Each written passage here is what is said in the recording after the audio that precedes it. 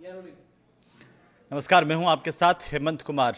Iran, Israel, America के युद्ध को लेकर के तमाम बड़ी खबरें आ रही है और इस वक्त जो सबसे बड़ी खबर है वो इस बात को लेकर के है कि ईरान के भयानक हमलों की वजह से अब अमेरिका के कई हजार सैनिक जो है वो संकट में आ गए हैं। करीब 11,000 की संख्या बताई जा रही है, लेकिन ये जो संख्या है, जो अलग अलग देशों में अमेरिका के सैनिक तैनात हैं, उनकी संख्या है 1 लाख से ज़्यादा।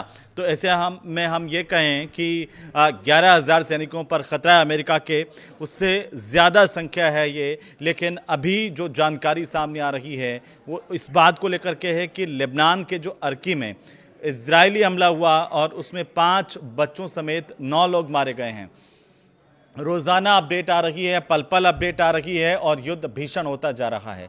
अब सवाल इस बात को लेकर के कि ये युद्ध अब और क्या भीषणता पर आएगा और क्या ईरान जो है हमले तेज़ करने वाला है, या अमेरिका जो है जिस तरीके से धमकियां दे रहा था वो उस तरीके से अब एक्शन भी युद्ध में करने वाला है। क्योंकि जो लेबनानी अधिकारी हैं उन्होंने ये जानकारी दी कि पिछले सोमवार से अब तक 687 से ज़्यादा लोग यहाँ पर मारे जा चुके हैं। ईरान के मिसाइलों और ड्रोन हमलों की जिस तरीके से एक के बाद एक हमले हुए हैं, उसने बहरीन के साथ साथ खाड़ी देशों को निशाना बनाया और तमाम जगह यहाँ पर दहल गई हैं। यहाँ उन्होंने ईंधन टैंक्स को निशाना बनाया है और अब इससे ईंधन की भी लगातार क्षति नज़र आ रही है और इससे भीषण आग लग रही है जगह जगह, जिसको बुझाना बड़ा मुश्किल हो रहा है। क्योंकि अमेरिकी स्वामित्व वाले जो तेल टैंकर है उन पर ईरान ने बड़े हमले कर दिए हैं। भारतीय चालक दल के सदस्य की मौत के बाद इराक ने बंदरगाह संचालन को बंद कर दिया है। उधर अमेरिका की जो सेना है उसकी तरफ से ये कहा गया है कि पश्चिमी इराक में मित्रवत हवाई क्षेत्र में एक ईंधन भरने वाला विमान दुर्घटनाग्रस्त हुआ है। अल जजीरा की एक रिपोर्ट कह रही है कि तेल सुविधाओं पर इजराइल अमेरिकी हमले के कई दिनों बाद भी तेहरान को घना धुआं जो है वो घेरे हुए हैं।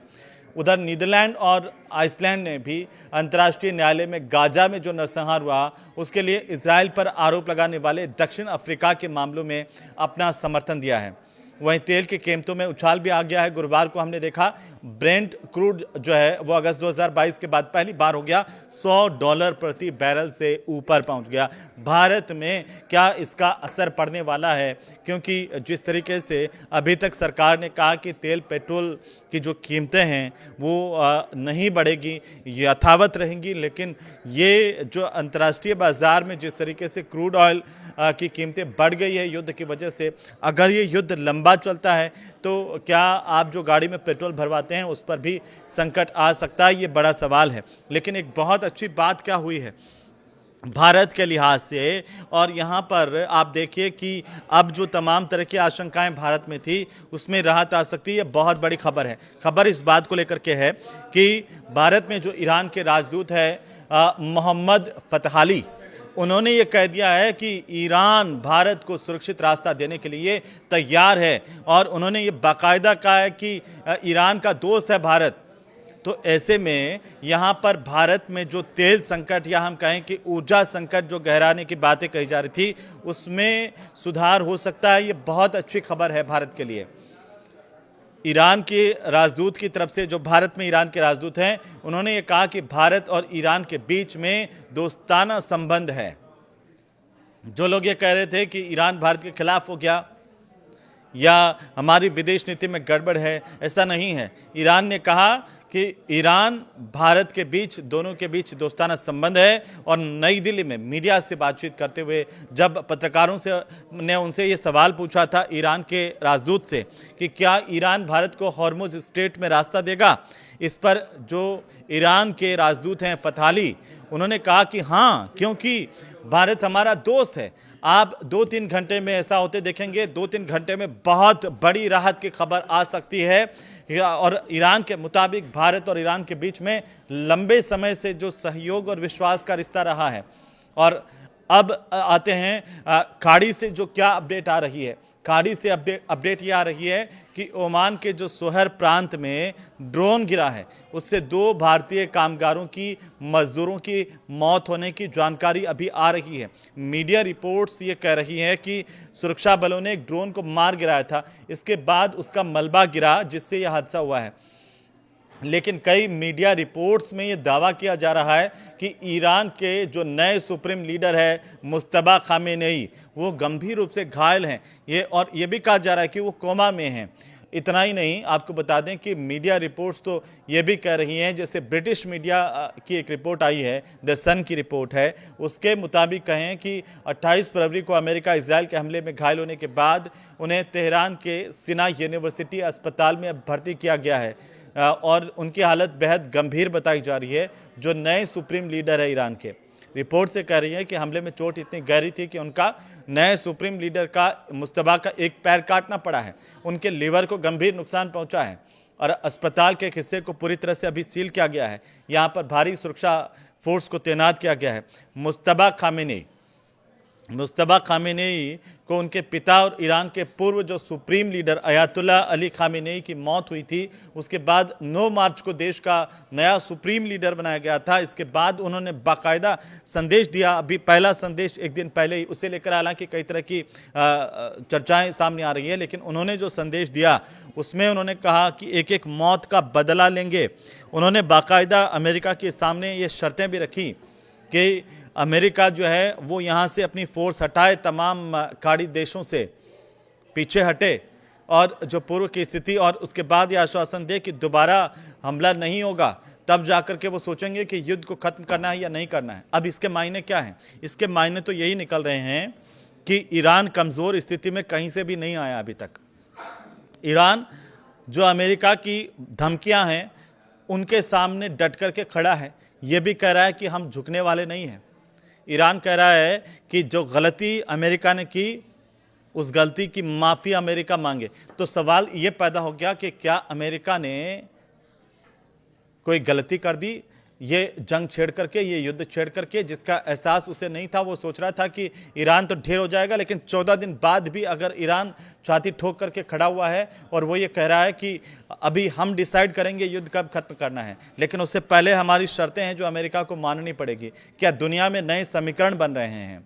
क्योंकि अली खामेनेई की 28 फरवरी को मौत हुई थी और इसके बाद क्या क्या हुआ वो सब आप जानते हैं। लेकिन अभी जो जानकारियां आ रही है इंटरनेशनल मीडिया में, वो ये आ रही है कि यूएई पर ईरान ने एक बड़ा मिसाइल ड्रोन हमला किया है और संयुक्त अरब अमीरात यानी यूएई जो है, इस पर ईरान की तरफ से मिसाइल और ड्रोन से जो हमला किया गया, वहां पर भारी तबाही मची है। यूएई के जो रक्षा मंत्रालय की तरफ से बाकायदा बताया गया कि देश के एयर डिफेंस सिस्टम मिसाइलों और ड्रोन को इंटरसेप्ट करने के लिए एक्टिव हो गए हैं। लेकिन खबरें ये आ रही है कि ये ईरान का जो मिसाइल सिस्टम है वो बाकी के लिए भारी पड़ रहा है। आप देखिए कि इजराइल का जो इंटरसेप्टिव सिस्टम था और इजराइल का जो सबसे मजबूत कवच माना जाता था, वो भी यहाँ पर ईरान के ड्रोन के आगे फेल होता हुआ नजर आ रहा है। ईरान ने कहा जा रहा है कि उसको भी ध्वस्त कर दिया है। तो अमेरिका के लिए ये बड़ी चिंताएं हैं। जो अमेरिका का जो लड़ाकू विमान वाला जहाज था, उसको पीछे हटना पड़ा है, उसमें भारी नुकसान हुआ है। और जैसे हमने पहले वीडियो में बताया था कि अमेरिका के लिए बड़ी टेंशन शुरू हो गई है और अधिकारी ये कह रहे हैं अभी फिलहाल यूएई के कि यहाँ पर नागरिकों को उन्होंने सतर्क रहने की सलाह दे दी है। आप समझ सकते हैं कि किस तादाद से ईरान जो है मार कर रहा है उन तमाम देशों पर जहाँ पर अमेरिका के दस्ते मौजूद हैं, अमेरिका की सेना मौजूद है। अमेरिका ने जहाँ जहाँ बेस बनाए हैं उनको टारगेट करके उनको नेस्ता नाबूद करा है। और इसीलिए हम कह रहे थे वीडियो के शुरुआत में, और ये जो खबरें चल रही थी कि अमेरिका के जो सैनिक बाहर देशों के अंदर बेस में पहुँचे हुए हैं, जहाँ जहाँ उन्होंने अपनी सेनाएँ, अपनी टुकड़ियाँ लगा रखी हैं, उनको अब खतरा पैदा हो गया है। क्योंकि यहाँ पर जो इंटरसेप्शन हुआ है उसके दौरान मलबा गिरने का खतरा भी है और इराक में अमेरिका के विमान की क्रैश होने की जानकारी भी आई, जिसमें 6 क्रू मेंबर्स की मौत हुई है।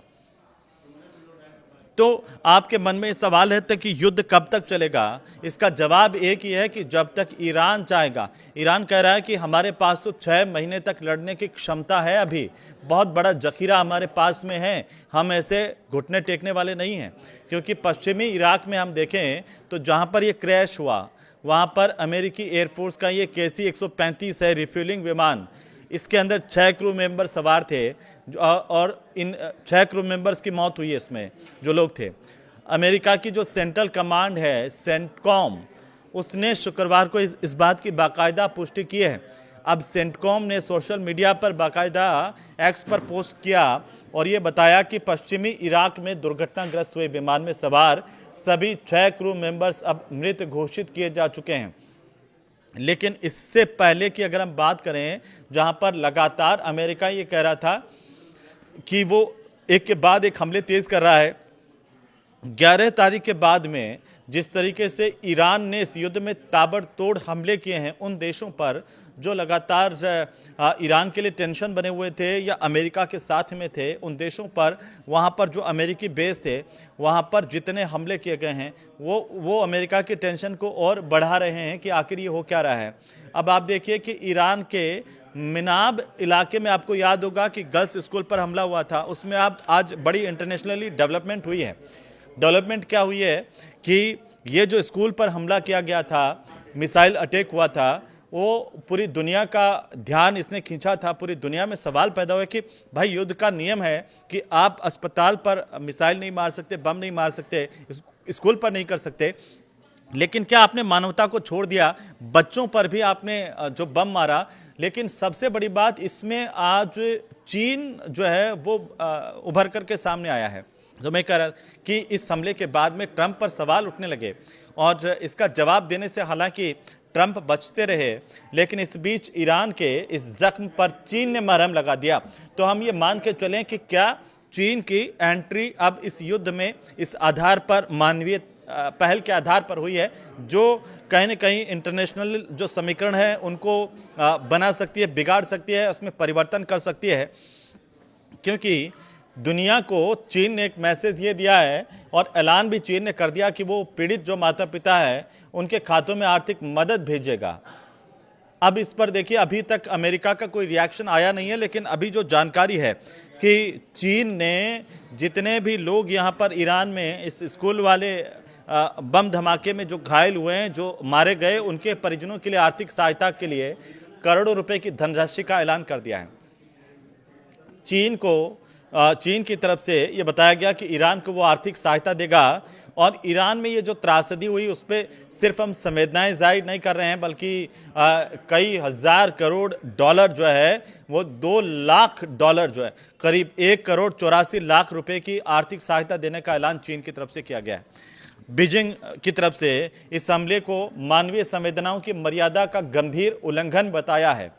अब एक देश और आकर के खड़ा हो गया और वो कह रहा है कि अमेरिका ने ये गलत किया, हम इसके ऊपर आर्थिक सहायता ईरान को दे रहे हैं। इसके मायने क्या हैं, ये अलग अलग विशेषज्ञों की तरफ से अगर आप इस जो कमेंट आ रहे हैं, जो जानकारी आ रही है, उसके तरह से समझेंगे तो अब इस पूरे के पूरे मामले में चीन की एंट्री यहाँ पर होती हुई नजर आ रही है।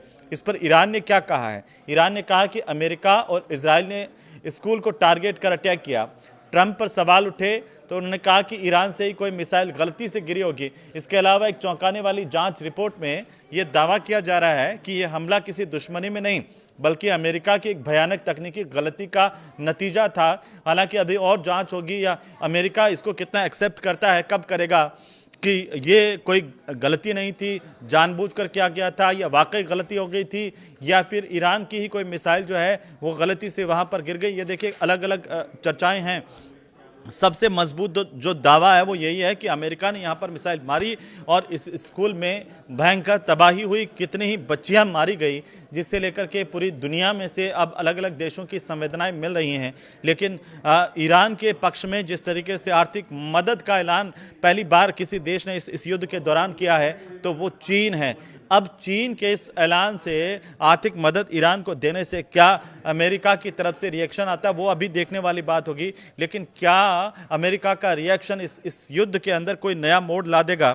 लेकिन भारत के लिए बहुत अच्छी बात यह है कि लगातार ये कहा जा रहा था कि भारत के जहाज़ हॉर्मुज स्ट्रेट से गुजर नहीं पा रहे हैं, ईरान ने उन पर प्रतिबंध लगा दिया है। तो ईरान ने साफ कर दिया कि वो रास्ता देगा भारत को हॉर्मुज स्ट्रेट से गुजरने के लिए, क्योंकि भारत और ईरान के दोस्ताना संबंध है, आज से नहीं बहुत पहले से है।